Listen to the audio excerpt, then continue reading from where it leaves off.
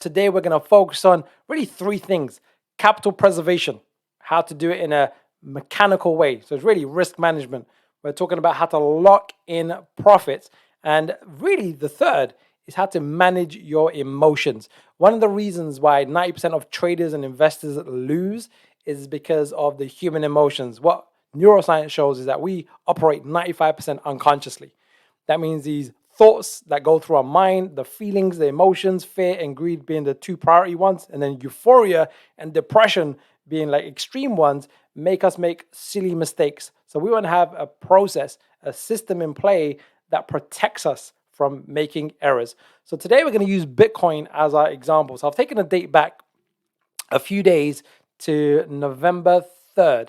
So first we're going to talk about entering the trade and then how we've managed our trade so far. This is the live trade. We're actually in this in the Done For You service. We're going long on this. We've exited unit 1 at a nice 300% risk reward. I think it was 300% risk reward. And we're still in unit 2 and we anticipate potential further upside movements. So remember, markets move in 5s and 3s. And I'm hoping by now you're starting to see how frequently 5s and 3s occur. So when we're looking at this, what we're really looking at, if I can make it really clear to you, is 2 degrees of wave counts, right? We've got the blue. So the blue is a nice movement to the upside. This was like the CPI announcement.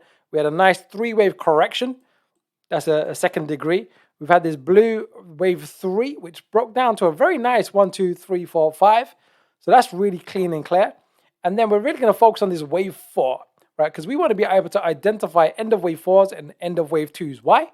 Because we're really always going to be trading pretty much wave 3s and wave 5s, right? More often than not. It's very rare that we're going to trade wave 1s. Sometimes we will, but it depends. So we're going to focus initially on some wave 4 analysis before we get into the trade management. So prior to trade management, you have to get into the trade. You have to have a reason to buy, and you have to have a thesis. Now, another thing just to keep in mind is not about being right or wrong. And the best traders on the planet, me included, because I'm a part of that crowd, because I've been trading for 15 years and it wasn't easy, is not to focus on making money. Just focus on trading well. Now, I'm going to really drill home on that as well. It's like being, I don't know, a baseball player. Just focus on the next shot. Rather than focus on the home run, just hit that ball perfectly. Golfer, basketball player, is just the next shot. So here, that's what we're going to focus on. So you'll notice that I've drawn this pink box over here. So I'm just going to make sure you know why this pink box is here, how we got that pink box, and how it was pretty much perfect because the market just really took off into this range over here. So we're going to keep it relatively simple, but the first one is a wave 3 retracement, and most wave 4s end between 38 to 50%. So that's the high and the low of this box.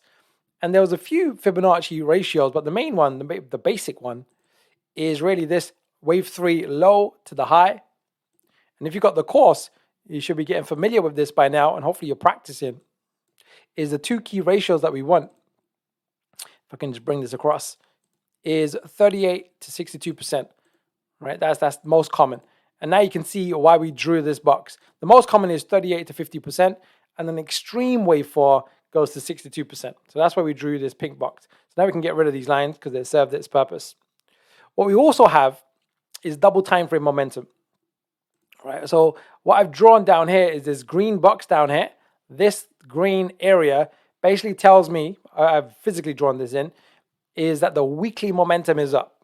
So the weekly momentum, which is the higher degree time frame, we're on the daily chart right now, the higher degree time frame is pointing up. So what's the saying? The trend is your friend. Ride it until its end, until it reaches its bend. So on the next daily bullish reversal, we'll have double time frame momentum. In other words, higher time frame pointing up, and then the lower time frame pointing up. So then which way do we want to bet? Well, it's up, right? We only want to consider long trades. Really, really important. And now the daily momentum, the blue and the red line, is oversold. In other words, it's below this black line, which is under 25. And what that tells us, if you just look at it, like if we were 8-year-olds, right? And we said to the 8-year-old, what do you recognize between the blue and the red line? And maybe some 8-year-olds will figure it out where they go, well, when this blue and the red line, when the blue goes over the red, the price tends to make a low. They won't use the language, they'll use a different language. and the price tends to go up.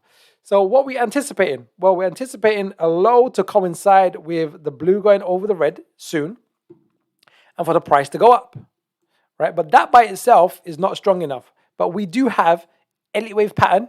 We can also draw in the ABC. We've got a nice ABC style pattern over here as well, which is important to note. Let me just draw it so we got it clear. So now we've got Fibonacci price, Fibonacci time. We've got pattern position, a wave C of a wave 4, and we've got double time frame momentum.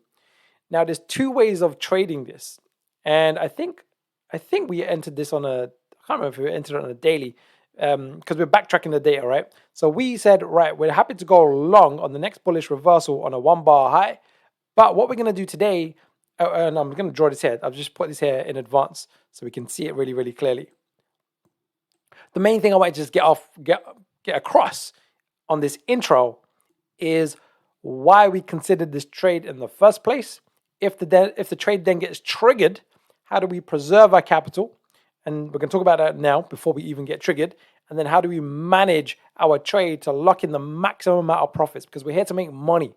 We're here to make money. So we're never going to do anything deliberately to sabotage ourselves. We want the trend to unfold. We want to also know that we don't know how far the trend's going to go.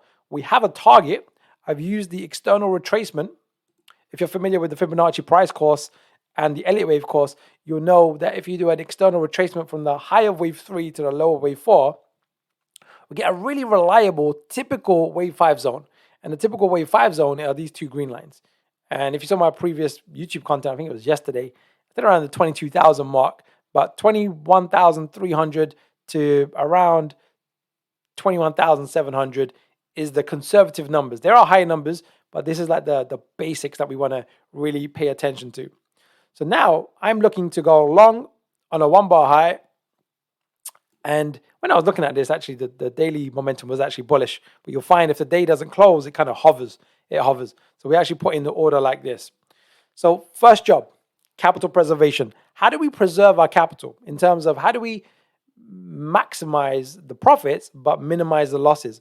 Well, we can predefine what we are willing to risk to find out if we're right. That's just the cost of doing business. We have to risk something to find out if we're right. The best in the world never risk more than 5%, and 5% is considered incredibly aggressive. I personally wouldn't go ever higher than 3%, and the most common is 2%. If you've got a very large account size and you're trading on a very small time frame, then 1%. But I use 2%. For the done for you service, we use 2%. 2% risk. So in other words, if you have a $10,000 account, 2% of that account is $200. So you'll risk $200 to find out if you're right, to make a 3 to 5 times reward, risk reward. If you got a $100,000 account, you're risking $2,000. If you got a $200,000 account, you risk $4,000. So it's just 2%. So just think of it as percentages, right? So that's capital preservation. So I'm going to now unfold the bars 1 bar at a time, and I'm going to drop down to a lower degree time frame. I'm going to drop down to an hourly chart because it's a bit more intricate how we've managed unit 1. So I'm just going to drop down to a low degree time frame. Let's just pop out of this, and we're going to go into an hourly chart. Right. So we got our long entry over here. We're happy with that, and we got a stop loss. And the potential of the trade, what we're looking for, if I just make sure this is lined up perfectly there, what we're looking for is really, if I just draw it to you like this so you can see it really, really clearly, is this is our entry, and this is our initial stop loss. And we're looking for the price to at least get to this range, which is a 2.5x in terms of risk reward, and all the way up to here, which will be a 3.4, 3.5x. In other words, if we can just look at this number here, the risk reward ratio, hopefully you can see that clearly. It says 3.42, and we don't know how far the market's going to go because you would have seen it with Lunar Classic and a few of the others where it just overextends, right? So we want to be in the market for that. So okay, we're happy. We got the trade, we got the setups in play, momentum, pattern, price, time, 4 secrets, done. Risk 2%, done. Place your order, place your stop loss, done. And then you let the market unfold to see if you get triggered. Now we got triggered into the trade. So now we're going to talk about capital preservation.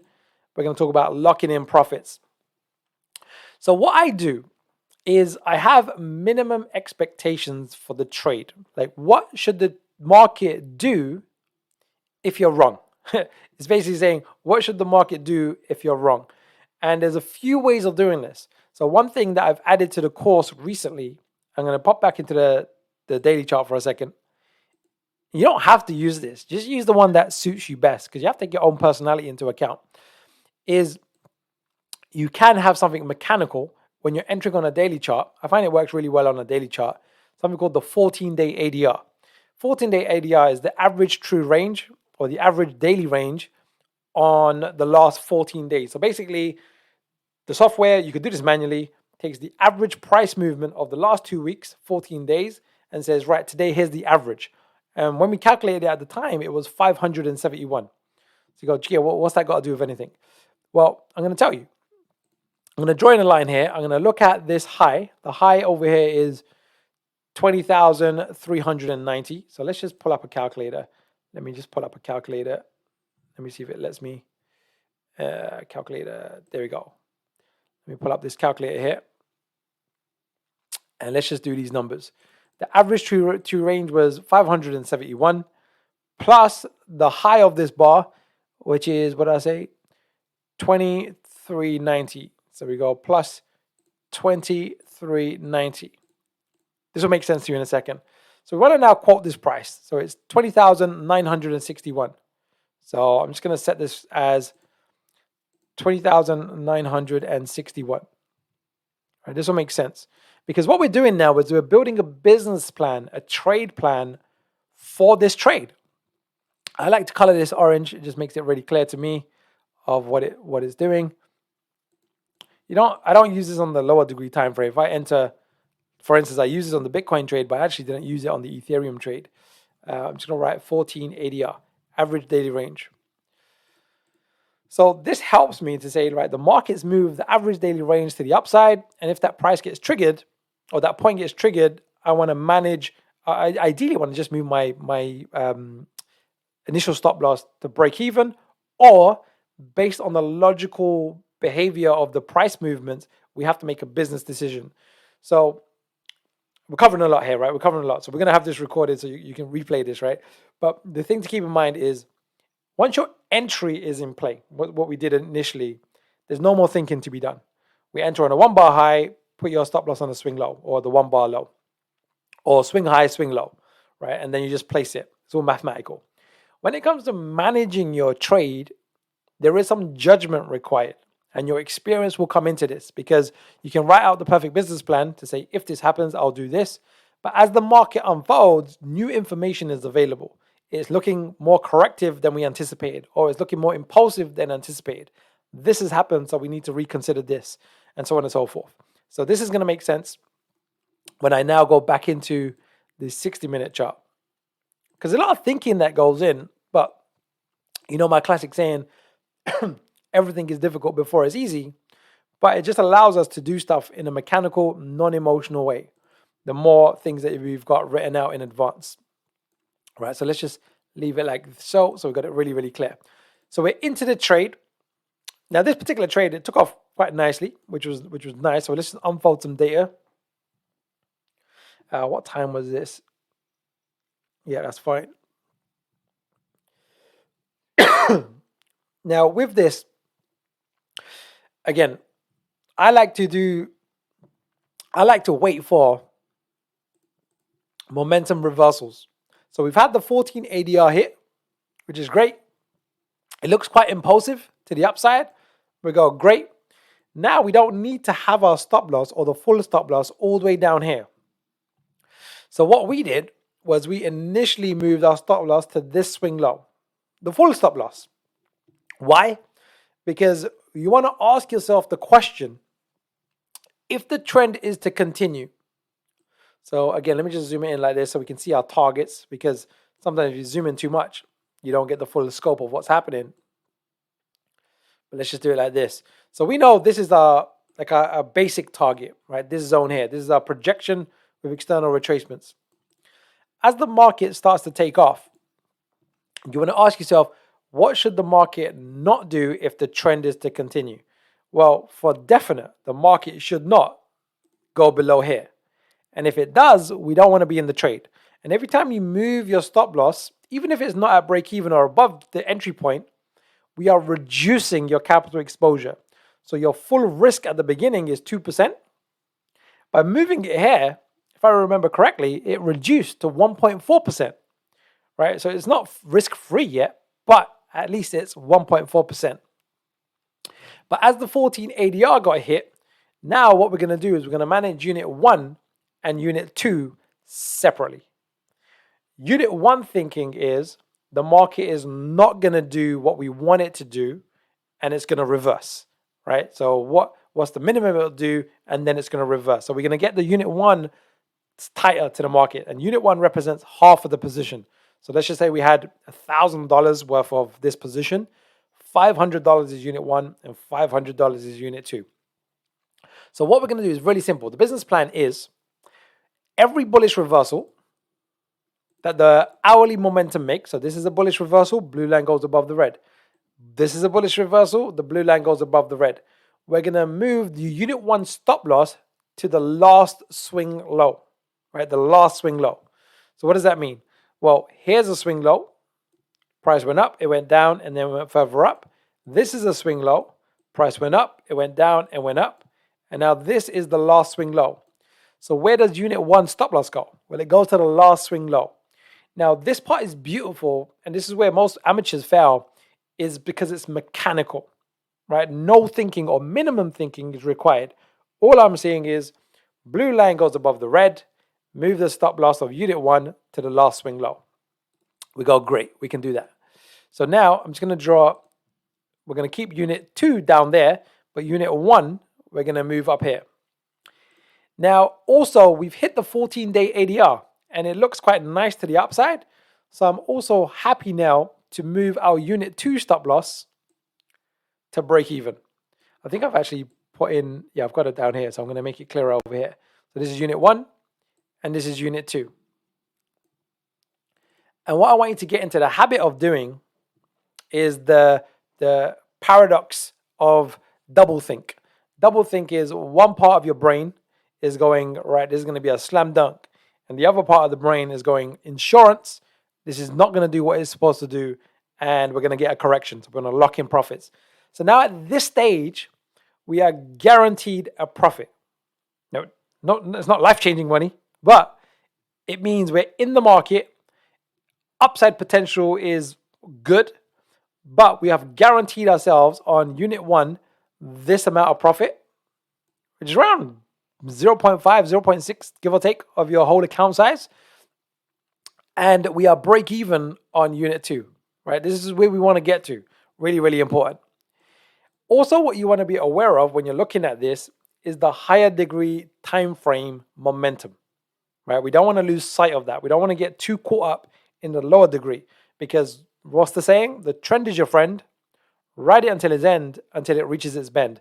But we want a mechanical way of viewing that. So if we just quickly just revert back to the daily chart, let's just unfold the bar, and we can see that the market is indicating to us that we're likely to be sideways to up for a few days, right? So that's one of the other reasons why we want to keep our Unit 2 stop loss far away from the price, right? So we break even, but it's far away from the price that allows a lot of movement.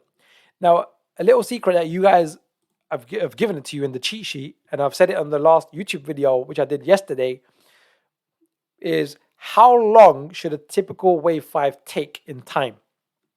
And what I said in yesterday's YouTube content on Bitcoin, I think it was yesterday, is if you got a simple wave 4, this is pretty simple. It's like a textbook ABC style. It's not one of those corrections that are complex and it goes on like in a weird pattern that you can't really see where it's going to end. Is when wave 4 is simple, the time it takes for wave 4 to occur when it's simple, wave 5 will typically take longer. When wave 4 is complex, then wave 5 will typically be less time than that amount. So that gives us a clue. So I did this bit of analysis where I've just measured how long wave 4 took, and I wanted the 100%. and the date is the 8th of September. So the momentum is showing me we're probably likely to see sideways to up for a few days. And the Fibonacci time analysis is also telling me, right, we're likely to see sideways to up for a few days. However, Fibonacci price, we want to be alert on it to say, look, we're tagging the initial range. So we're probably going to get an overextension. And we'll do a few more projections. Let me quickly do them now. I'll show you the other projections that I did on this as well. This will be in your Fibonacci price course. We will take the extremes on this. We're going to take this wave 1 low. We'll take this wave 3 high and project it from this wave 4 low. And there's 3 ratios we want. The most common is 38 to 62%. So the movement of wave 1 to 3. And again, everything is difficult before it's easy. This will become second nature once you do it 100 times, right? When you just rinse, repeat, you'll just remember this the way I remember it. But that's why I gave you the cheat sheet. So you can refer back to the cheat sheet and you can see these numbers. The typical ratios is 38.2 and 62%. But the overextension is 100%. And if it overextends beyond that, then the next ratio will be 1.618. But we don't need to do that right now because right now we go, okay, it looks like this is a significant ratio. But, and there is a big but, remember, the date after the 8th. So that gives us, because sometimes people feel, wow, Jiggy, this is like 10% up, a whole account between the Bitcoin and the Ethereum trade. I think it was like 12, 13% up total running profits of the whole account size in like 2 days, which is great. But we don't want to break our rules. We just want to go, right, let's just give it room because it could just explode to the upside and we want to be in the market for that. So now let's just go back to the hourly chart and we'll just finish up on this few other key points that I want to cover. So now what we're going to do is we're just going to wait for the next bullish hourly momentum reversal to really see where we're going to put the next low or we're going to move unit 1, right? So let's just unfold the data 1 bar at a time. And we can see that we had our next bullish reversal, right? We had a nice bullish reversal here. What's the rules? Well, we just move our stop loss to the next swing low. So you do need to go to your exchange. You need to figure out the numbers, edit your stop loss. Some platforms require you to place a brand new stop loss. It depends on what platform you're using. But right now, I want to move the stop loss over here. You go, there's not much difference there. I go, I don't care. We just do it in a mechanical, non-thinking way. We don't need to get emotional about it. We just go, where's the next swing low? Well, it's over here. Great. That's where our unit 1 stop loss is. Now, we also want to ask ourselves the question, do we have any reason right now to move our unit 2 stop loss? Because, we don't need to keep it. We want to keep it far away from the current price action. But we want to ask ourselves always the question, is there anything that we can look at that says what the market should not do? Right now, I go, no, not really. So now what do? We just wait and let the data unfold or the bars unfold. And we're going to wait for the next bullish reversal on the hourly chart. And when it occurs, what we're going to do? We're just going to move the stop loss to the next swing low. We don't know where it is right now. So let's just unfold the data. And this is literally how we've been managing the trade in the Done For You service. We had quite a few different updates on this as well. So let's just unfold the data. We got a nice bar to the upside. Do we do anything? Do we go, oh, geez, this is taking off? Do we take the profits? We go, no, relax. Daily momentum is still bullish. It could go a lot further up. And sometimes people get a bit concerned about leaving money on the table and there's the amateur style thinking. We go, look, we got a plan. Sometimes it's going to serve us perfectly and sometimes we're not going to lock in all the profits. Hey, look, that's life. But we don't know how far up it's going to go. So nice bar up. But what's our rule? It's on the next bullish reversal, move the stop loss to the next swing low. Right? So it's just hour by hour, bump, bump, bump. And well, this part here, this is what happened in our trade over here. It was actually bullish. It turned bullish and then bearish and then bullish. And I have price alert set. So when the blue line goes above the red, I get an alert. So it actually went bullish. So in the Done For You service, it's the reason why we actually moved our stop loss to over here. to over here. And now let's just unfold the data a bit more. Oh, that was the last bar. That was the last bar. Great. So with this now, what we have is unit 1 exited. So we made a nice tidy profit in a non-emotional logical manner with unit 1 all the way from this entry point all the way to here. And we are still in the trade with unit 2. Unit 2 is our big profit trade. We want to let the market ride. The trend is your friend. Ride it until its end, until it reaches its bend. I am on high alert with the daily chart, which is the higher degree time frame in this case, even though the weekly is also bullish as well. And I'm just going to unfold the data. This is where it is as it stands right now. So until both red and the blue line are above the 75 level, we might see the bar go up to here. We might see it go further up. And we don't want to preempt. We don't want to preempt. We're going to just allow it, give it lots of space. So we can do one last thing. If I just go back to the hourly chart, I'm going to ask myself the question, which is, okay, what looks like this is what does this look like to me? Okay, are we going to expect some type of wave 4 correction? Right? That's why I asked myself. So we can get rid of this over here. And you'll see why I'm asking this in just a second. I want to see, is there a reason, a logical reason, not an emotional reason, for me to move my unit 2 stop loss closer to the market? And what I did was I said, look, if this is a potential wave 3, then we should get a potential wave 4 at some point. How long should a wave 4 typically be? Well, it's 38 to 50%, and an extreme of wave 4 is 62%. So I simply just took that retracement, this low to this high, and I said, all right, then the market, if this is a wave 4, should not go below this point over here. Right? If it does, it's unlikely to be a wave 4. It might be a reversal. And I don't want to give all that money back to the market, especially if we can spot a reversal early. So I said, right, let me put the stop loss of unit 2 on the swing low prior to this point. Where was it? Well, it was this one that we used here. It was the closing price over here. So now unit 2, we can move over here. So we're now guaranteed some profit on unit 2. Because even though it's looking really good, we got a nice bullish reversal, daily momentum is up, it doesn't mean this cannot happen, because that can happen. Is why we are adjusting our stop loss and having it in play in a logical, mechanical, non-emotional way. And that, my friends, is how you minimize your capital exposure or control it, 2%. We've locked in profits in a logical, mechanical, non-emotional manner. And last but not least, which ties in with number 2, is we didn't really get emotional about this, because it's like, when does the blue cross the red? Great, we move our stop loss. When does it go beyond the red? We move our stop loss.